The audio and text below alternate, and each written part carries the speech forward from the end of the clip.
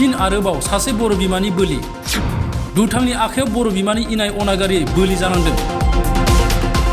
सनितपुर जिल्लानि सिङाव थानाय 6 नं खथालजुलि गामियाव मोनसे दुखुनांथाव आरो मुगैथाव जाथाय जादों, जेराव सिनाय मोनै दुथाङा शंकर बसुमतारी अनजालि बिसि लावदां बसुमतारीखौ थांनाय 6 जुलाइ खालि जिनाहारि खालामनानै खास्रि बिस्रि बुथारनानै गालांदों।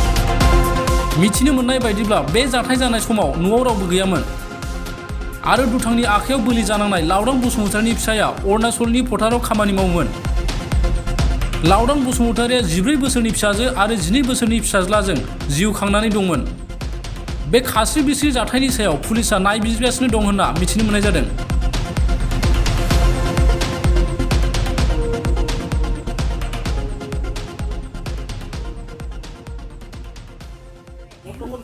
आंथ' इयाव फैनाया फिसालाया खोन्थाहैबाय फुङावनो इयो जोंहानाव हर थादोंमोन नालाय, हर थानानै इनिफ्रायो माने फुङावनो न'आव खारबोबायो सिखारनानै फैनानै नायफैबायो बिमाया खुगायाव खुदै थै गोजाखौ नुनानै खारलांनानै खोन्थाहैबाय आंखो।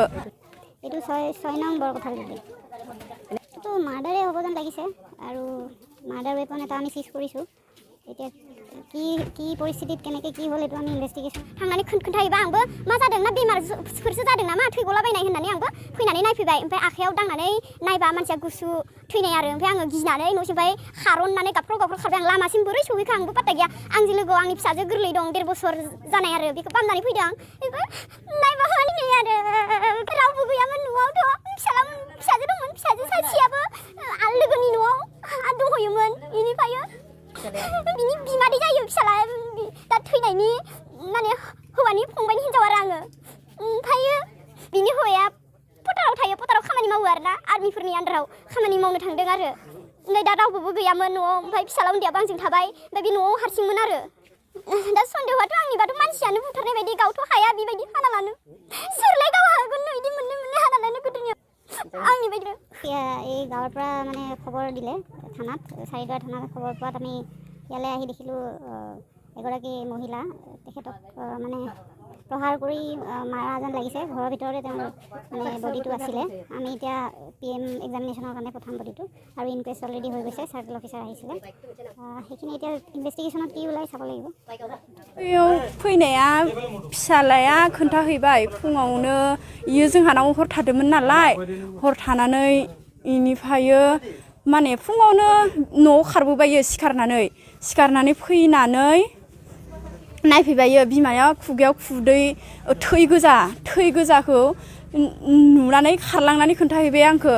थांनानै खोन्थाहैबा आंबो मा जादों ना बेमारफोरसो जादों नामा थैगलाबायनाय होननानै आंबो फैनानै नायफैबाय। ओमफ्राय आखायाव दांनानै नायबा मानसिया गुसु थैनाय आरो। ओमफ्राय आङो गिनानै न'सिमफ्राय खारननानै गाबख्राव खारबाय आं। लामासिम बोरै सहैखो आंबो पात्ता गैया। आंजों लोगोआव आंनि फिसाजो गोरलै दं 1.5 बोसोर जानाय आरो बेखौ बामनानै फैदों आं। नायबा मानिनाय आरो रावबो गैयामोन न'आवथ' फिसाजो दंमोन, फिसाजो सासेयाबो लोगोनि न'आव दंहैयोमोन। बेनिफ्राय बिनि बिमादै जायो फिसाला दा थैनायनि माने हौवानि फंबायनि हिनजाव आरो आङो। ओमफ्रायो बिनि हौवाया पटाराव खामानि मावो आरोना आर्मिफोरनि आन्दाराव खामानि मावनो थांदों आरो। ओमफ्राय दा रावबो गैयामोन न'आव, ओमफ्राय फिसाला उन्दैयाबो आंजों थाबाय, ओमफ्राय बे न'आव हारसिंमोन आरो। दा सन्देहआथ' आंनिबाथ' मानसियानो बुथारनाय बायदि गावथ' हाया बेबायदि हाना लानो सोरलाय गाव हागोन नो बिदि मोननै हाना लानो गोदोनियाव आंनि बायदि। এই গাঁৱৰ পৰা মানে খবৰ দিলে থানাত, চাৰিদুৱাৰ থানাত খবৰ পোৱাত আমি ইয়ালৈ আহি দেখিলোঁ এগৰাকী মহিলা তেখেতক মানে প্ৰহাৰ কৰি মাৰা যেন লাগিছে। ঘৰৰ ভিতৰতে তেওঁৰ মানে বডিটো আছিলে। আমি এতিয়া PM এক্সামিনেশ্যনৰ কাৰণে পঠাম বডিটো আৰু ইনকুৱেষ্ট অলৰেডি হৈ গৈছে, চাৰ্কেল অফিচাৰ আহিছিলে। সেইখিনি এতিয়া ইনভেষ্টিগেশ্যনত কি ওলাই চাব লাগিব। এইটো 6 নং বৰকঠালগুটি। এইটো মাৰ্ডাৰে হ'ব যেন লাগিছে আৰু মাৰ্ডাৰ ৱেপন এটা আমি সিজ কৰিছোঁ। এতিয়া কি পৰিস্থিতিত কেনেকৈ কি হ'ল এইটো আমি ইনভেষ্টিগেশ্যন